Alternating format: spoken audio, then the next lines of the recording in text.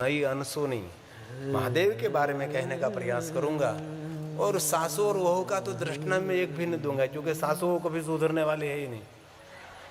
उसके बारे में क्यों कहे यार, वो तो घर में चलता है रोज के लिए, घर घर की कहानी।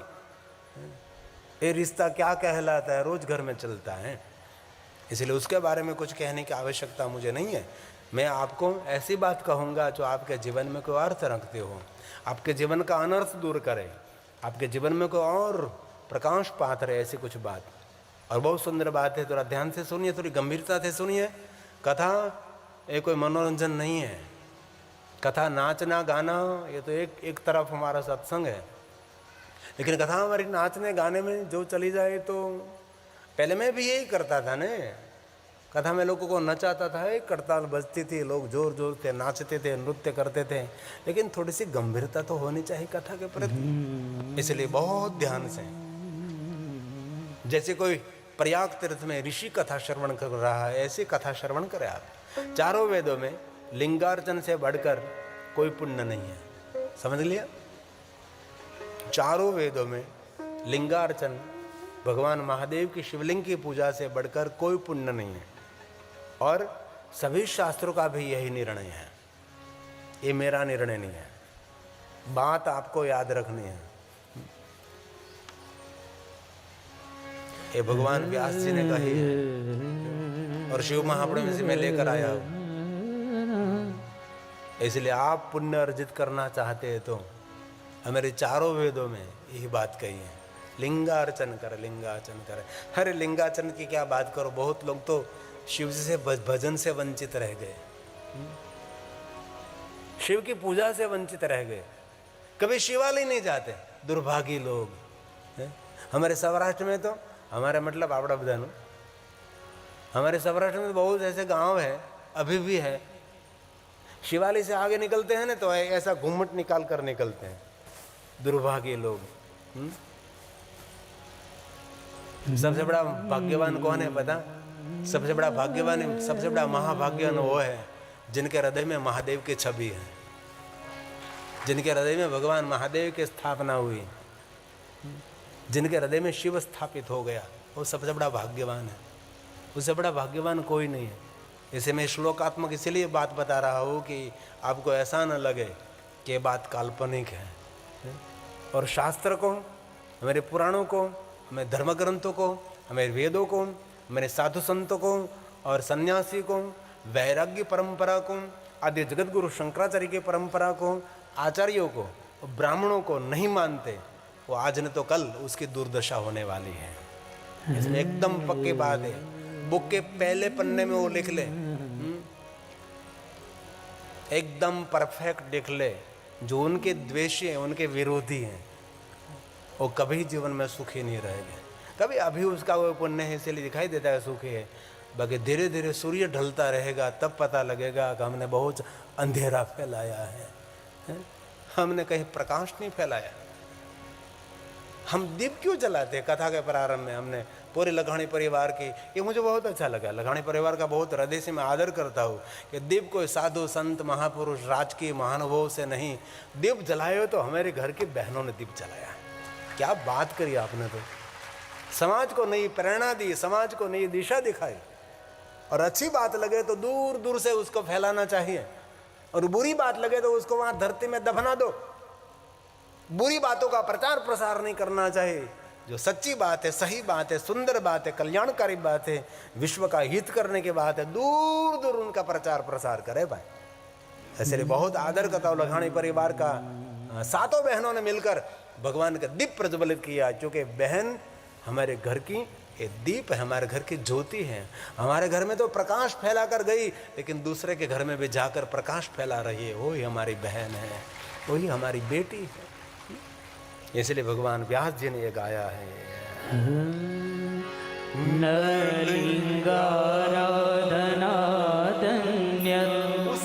उसके बड़ा कोई पुण्य ही नहीं। लिंगाराधन, लिंगार्चन से बड़ा कोई पुण्य नहीं है। ये भगवान व्यास का वचन है। और ये श्लोक आपकी समझ में आए तो बहुत मैं प्रणाम करता हूँ, लेकिन कुछ समझ में ना आए, लेकिन ये शब्द भगवान ने गाए, इसीलिए मैं गाता हूँ। ये शब्द भगवान के मुख से प्रकट हुए हैं, इसलिए गाना जरूरी है न। न लिंगाराधनातन्यं पुण्यं वेद चतुष्टये। चार वेद में लिखा, पुराणों में लिखा, क्या लिखा? लिंगार्चन से बड़ा कोई पुण्य नहीं है। घर में भी शिवलिंग रख सकते हैं ना, उसको चलित शिवलिंग कहा जाता है।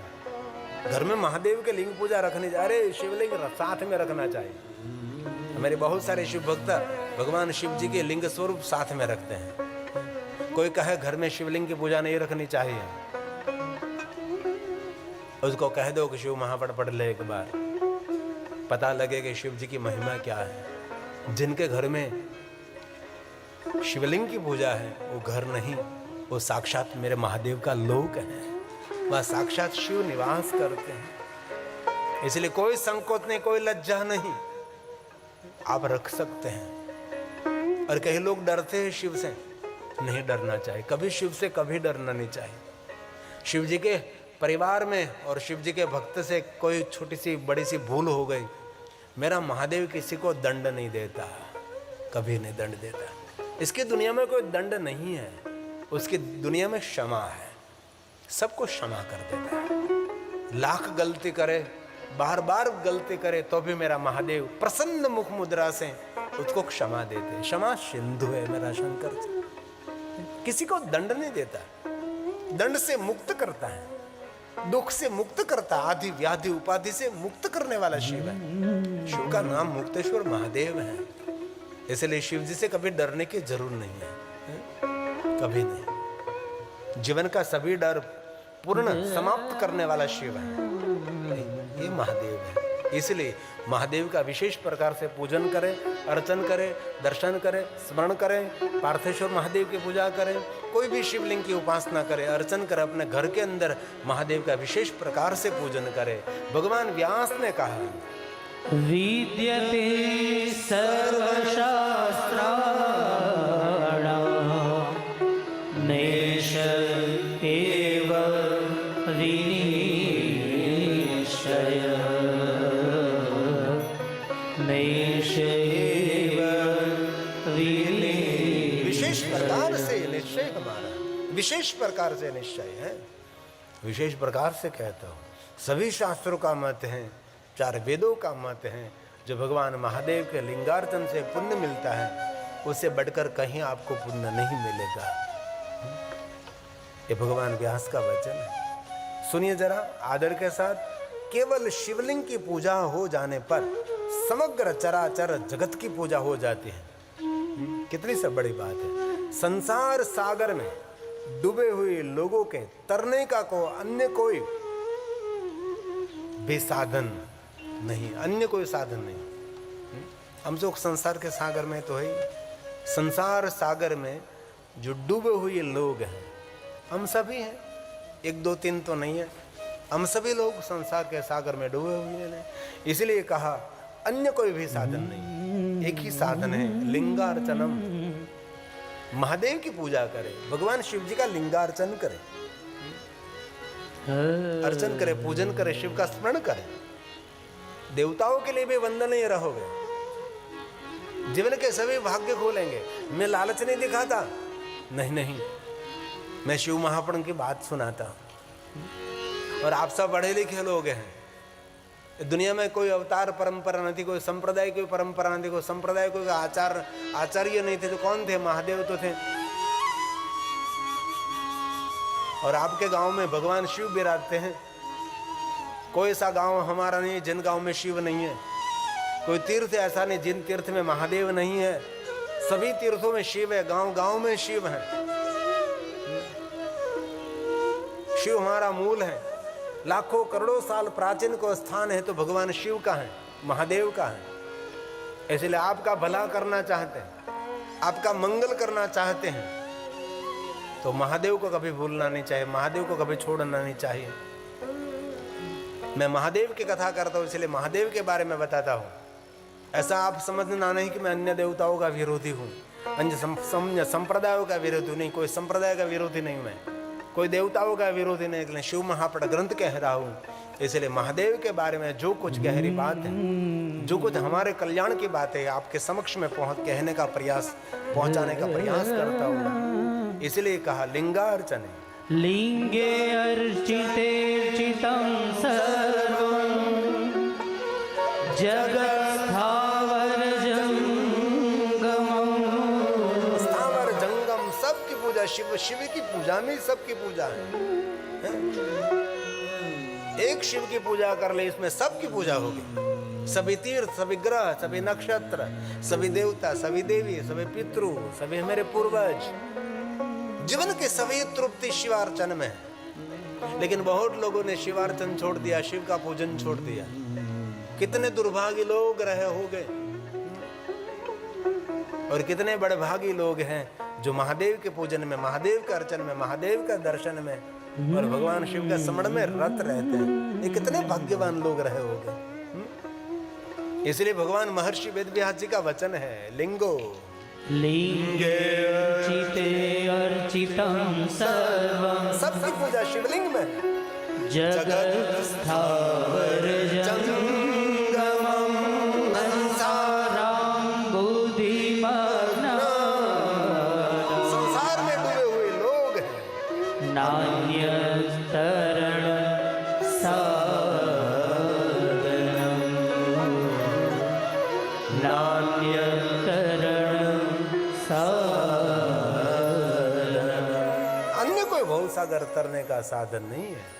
एक ही साधन है, भगवान महादेव की पूजा करे, महादेव का अर्चन करे, महादेव का दर्शन करे, शिव का स्मरण करे आप। और विशेष प्रकार से दिन चल रहे हैं, ये महाशिवरात्रि के दिन है। अभी धीरे धीरे महाशिवरात्रि आएगी, और महाशिवरात्रि से पहले हम भगवान महादेव का पूजन करेंगे। पवित्र श्रावण मास तो महादेव के बारे में कहा है, माक्षर मास भी महादेव की पूजा अर्चन के लिए कहा, भादो मास भी महादेव की पूजा अर्चन के लिए कहा, और हर सोमवार महादेव की पूजा अर्चन के लिए कहा। लेकिन और भी महादेव की पूजा के लिए बहुत सारी महिमा है। मैं आपको गंभीरता के साथ कहूँगा, हंसा हंसी नाचना गाना वो तो बहुत ज़रूरी है, लेकिन बहुत लोग ऐसा मानते हैं कथा में नाचना गाना चला, बहुत सारा नृत्य किया तो कहते हैं बहुत मज़ा आया, कथा में बहुत मज़ा आया। नहीं, नई बात कुछ लेकर जाओ, नई बात को सुन कर जाओ, और महादेव के बारे में कुछ ऐसी बात लेकर जाओ कि आपके लिए कोई श्रेष्ठ बात बने। बाकी तो नाचना गाना नचाना जरूर, हम कथा विराम के समय डाक डमरू करेंगे, थोड़ा सा नृत्य करेंगे, नाचेंगे जरूर, लेकिन ये शिव महापुर वाँचेंगे, नाचेंगे तो शुरू, नृत्य करेंगे, लेकिन थोड़ा सा शब्दों का भी नृत्य कर लेंगे हम। और सुंदर महाशिवरात्रि निमित्त महिमा है। कोटिरुद्र संहिता का 28वां अध्याय है, इनमें से थोड़ा मैंने बात उठाई है, गंभीरता से थोड़े समय तक आप सुने। फिर से मैं कथा में सुंदर सुंदर प्रवेश करता हूँ। शिव महापुर ग्रंथ में कहा, ऋषियों ने कहा प्रयाग तीर्थ में, धर्म क्षेत्र महाक्षेत्र गंगा कालिंदी संग में प्रयाग परम पुण्य ब्रह्म लोकस्य वर्तमने। हे तात आप धन्य हैं, कृत्य हैं, आपका जीवन सफल है, आप हमें शिव जी की कथा सुना रहे हैं। प्रयाग तीर्थ में जो महादेव की कथा श्रवण कर रहे हैं, सभी ऋषि सूत पुराणे को कहते, क्या कहते हैं? आप धन्य हैं, जो कि महादेव की कथा आप सुनाते हैं, आप कृत्य हैं, आप महादेव के भक्त हैं, आपका जीवन सफल है। क्यों? आप भगवान महादेव की कथा हम सभी को सुना रहे हैं। आप महेश्वर को समर्पित है, आप शिव जी को समर्पित हैं। महेश्वर कथा शुभाम, जो मनुष्य मात्र का शुभ और मंगल करने वाली कथा है, ये आप सुना रहे हैं।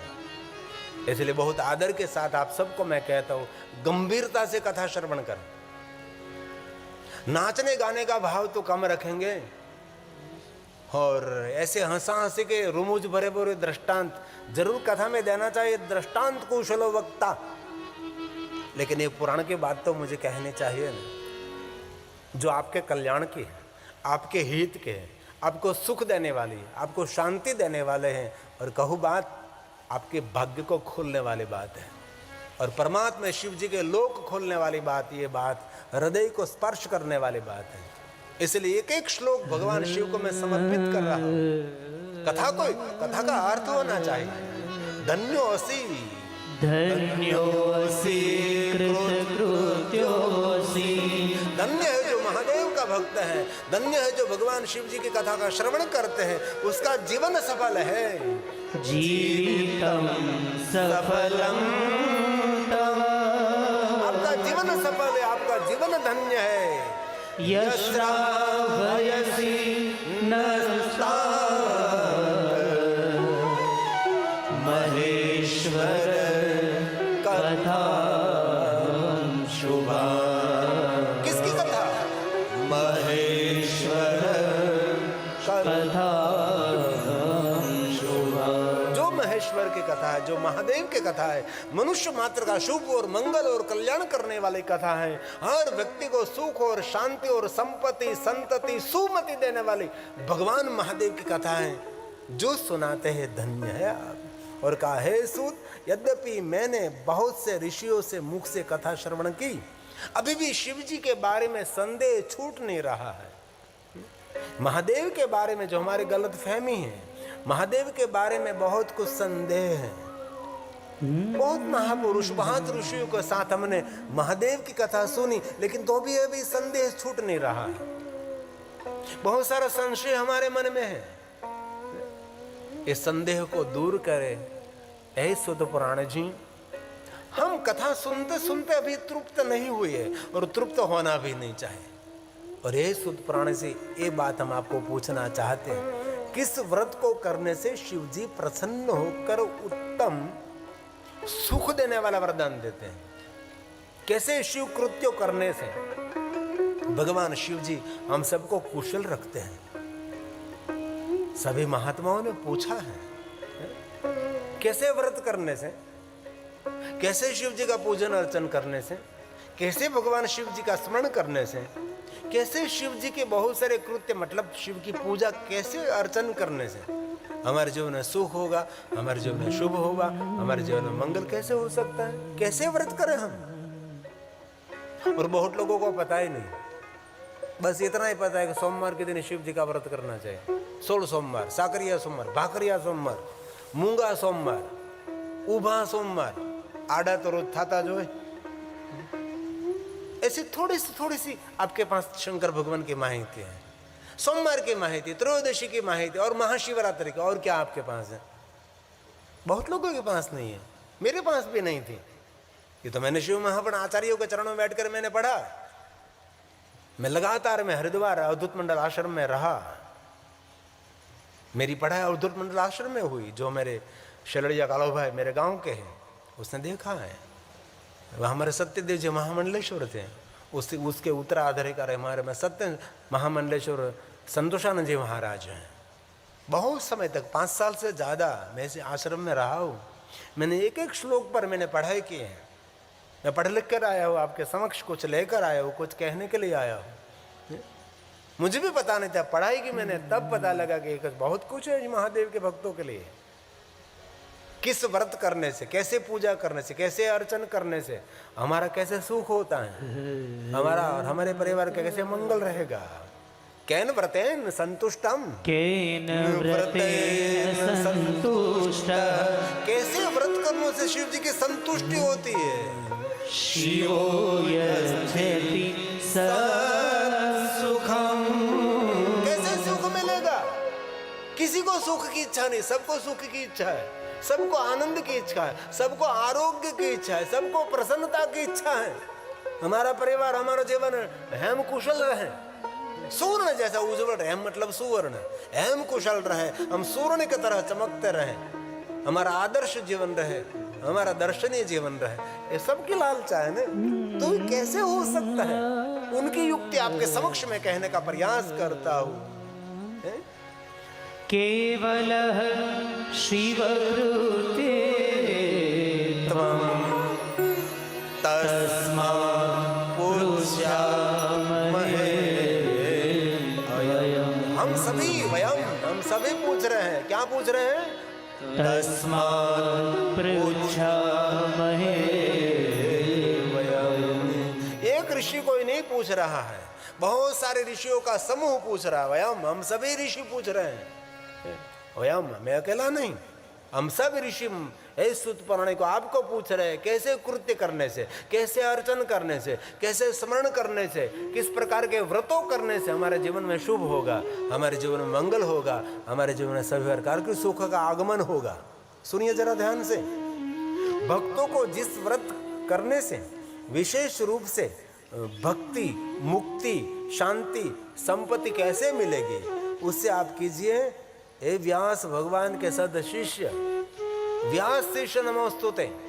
हे सुत पुराण जी, भगवान महर्षि वेद व्यास जी के आप शिष्य हैं, इसलिए जिज्ञासा व्यक्त करके हम आपको पूछ रहे हैं कैसे भुक्ति, भुक्ति मतलब संसार का भोग, संसार की सुविधा।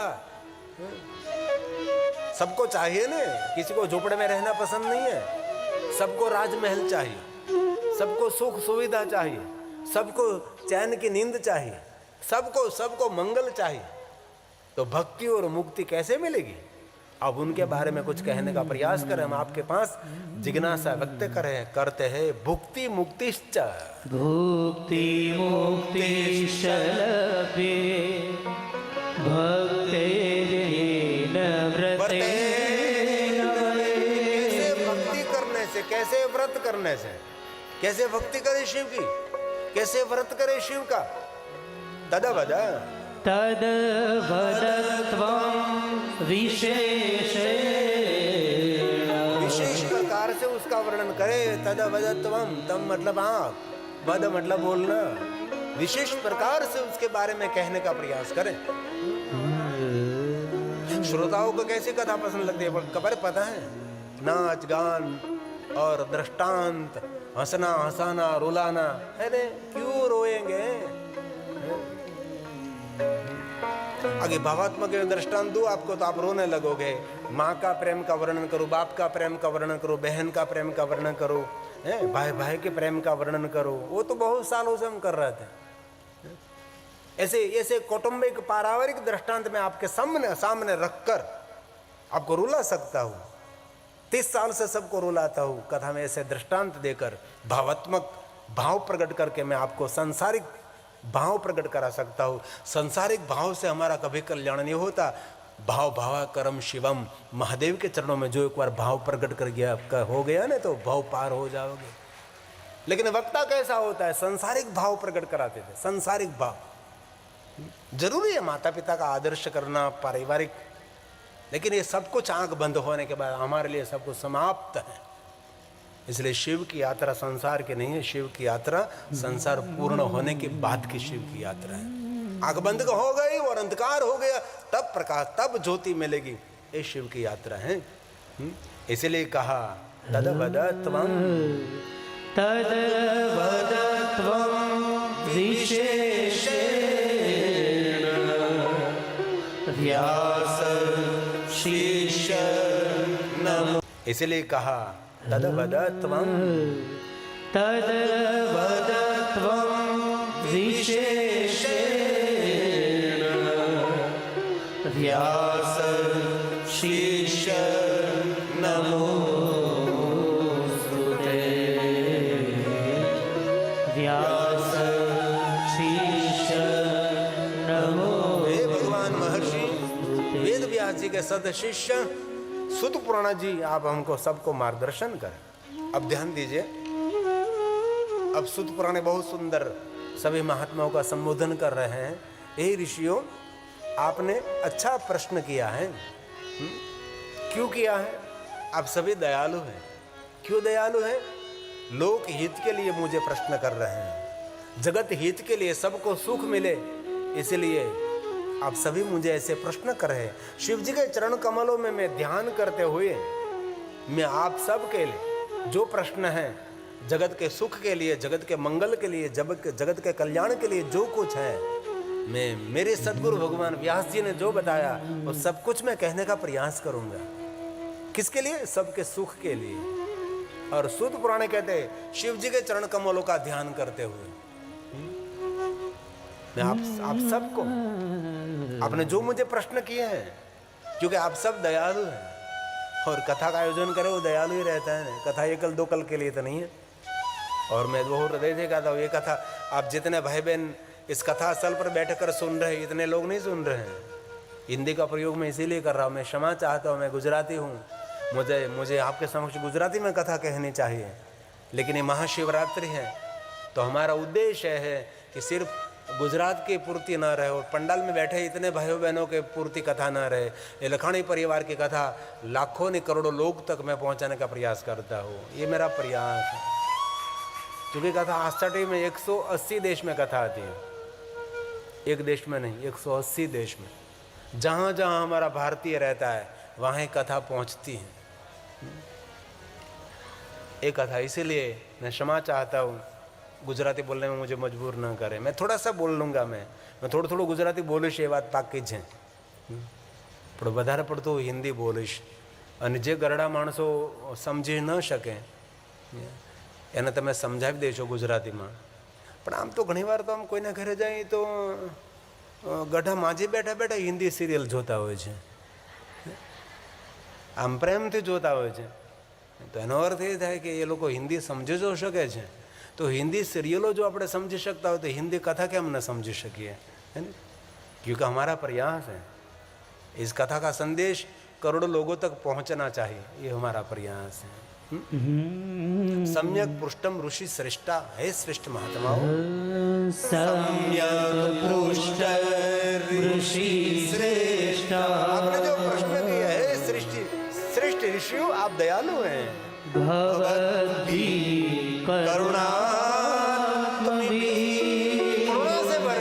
से भरे। महादेव के भक्तों के हृदय में करुणा होनी चाहिए, और महादेव का नाम भी है करुणेश्वर महादेव, और हम रोज बोलते हैं ना कर्पूर गौरम करुणा अवतारम, महादेव को बोलते हैं ना, कभी बोले क्रोधा अवतारम। और एक बात कहूं, आप तो नहीं कहो कि कहो, लेकिन मैं कहता रहूंगा, जो क्रोध करता है ना वो कभी महादेव का भक्त नहीं है,